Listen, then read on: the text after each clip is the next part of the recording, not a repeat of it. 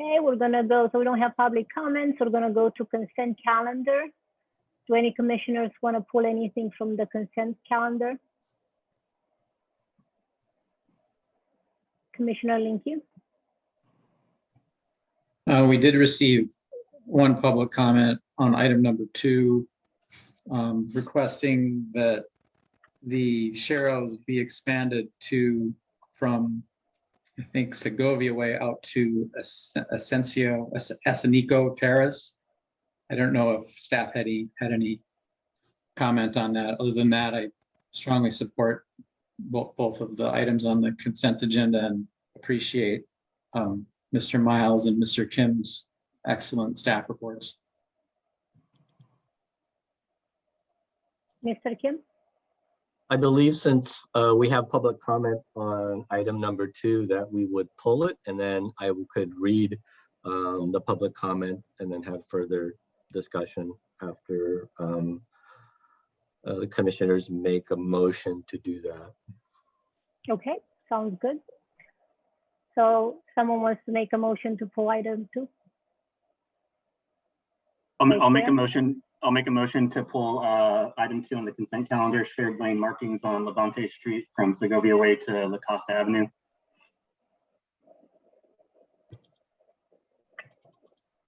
Okay, so I don't think we have to vote on it, right? It's on the motion.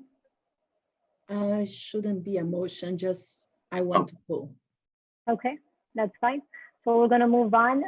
Mr. Kim, are you gonna make like a presentation, or we're just gonna read the public comment?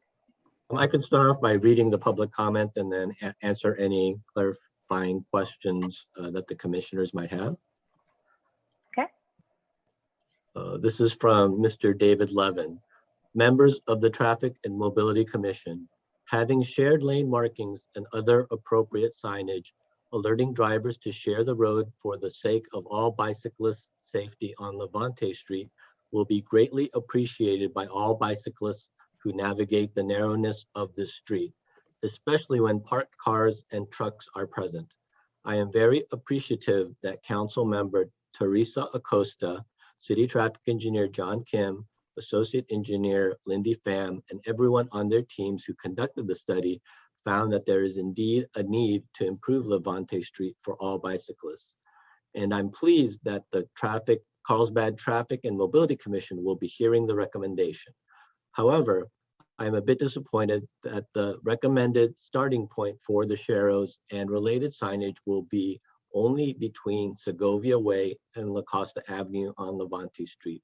There needs to be more territory covered on Levante Street.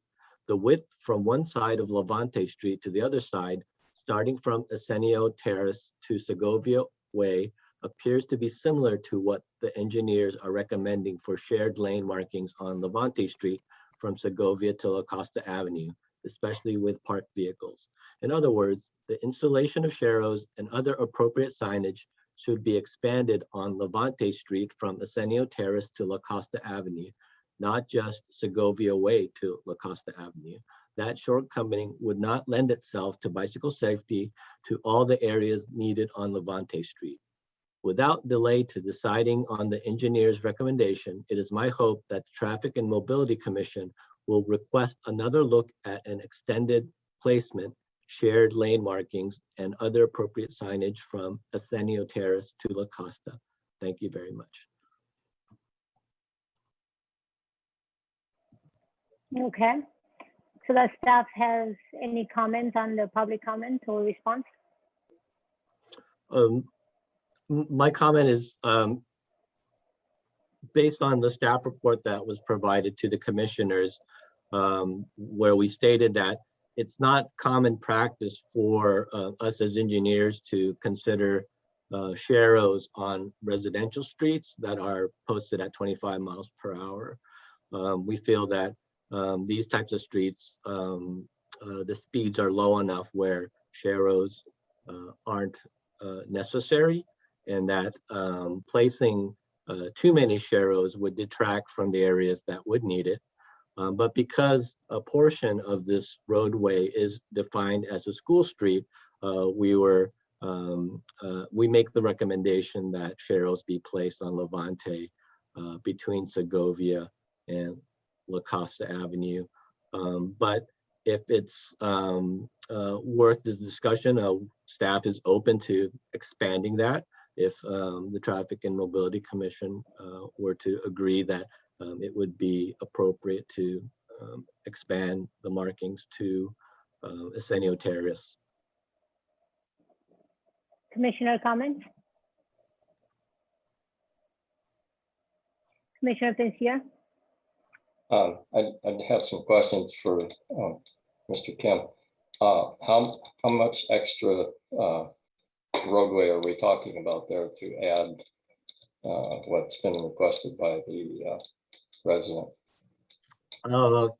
It's a quite long stretch to Arsenio Terrace. I don't have the footage, but it's, you know, it's over 10 intersections, I believe, of which 7 or 8 of them are stop controlled, and that's another reason why I'm confident that the speeds are quite low.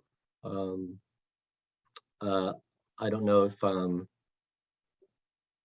Lindy has that slideshow graphic, but I could do a Google map and give you a quick. John, I have the presentation. Do you want me to show the map? Yeah, if you could, please. Give me 1 second. I'll share my screen. And then I'll do a quick measurement in Google Maps just to get an approximate footage. Can you guys see my screen? Yes, Lindy. Thank you. So let me show you the last slide. So our recommendation, this is the blue dash is our recommendations, and the request is actually extend all the way to the left side of your screen, Arsenio Terrace. So it's more than half the length of Levante. It's about half, yeah. So it's a significant amount of. So based on my quick measurement on Google Maps, it's about 5,000 extra feet of distance, which is considerable. Okay. Do I have any other commissioner? Go ahead, Commissioner Pensier.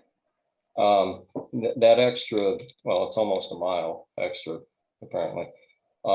Is that part of Levante fairly flat, or are there some significant slopes there that might result in motorists driving faster?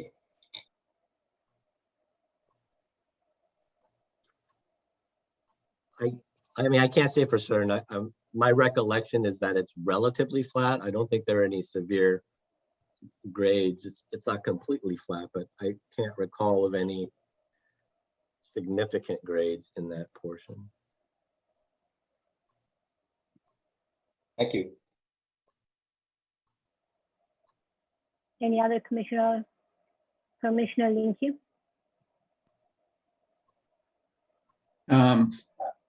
I'm very familiar with that area. I live down here in that area, and my son went to school until last year at La Costa Heights Elementary, where the Sharrows will be. So I strongly support that. I know that the residents on Levante Street have concerns that it's not just a regular local street. It is sort of the main thoroughfare other than La Costa Avenue, which is just north of that. So it's not like just a regular neighborhood street. It's the higher volume minor arch. That's not an arterial in any way, but it's sort of, since it goes all the way from El Camino Real to the Costa, a lot of people use it, but there are, as Mr. Kim pointed out, a lot of stop signs, and I don't know that there are any speed issues there. I was hoping that Commissioner Pensiers would have some comment on whether he thought it was valuable or not, but I'm inclined to go with staff's recommendation for now and maybe leave it open for something that could be done in the future. I trust Mr. Kim's judgment on this. We don't want to necessarily open up, you know, that if everyone then wants to put Sharrow markings on their local street, it could create a lot of areas that would require them and repainting them. On the other hand, like I said, this is not just a regular local street. It is a much higher volume street, but he does have covered the area around the school, which I think is the most important.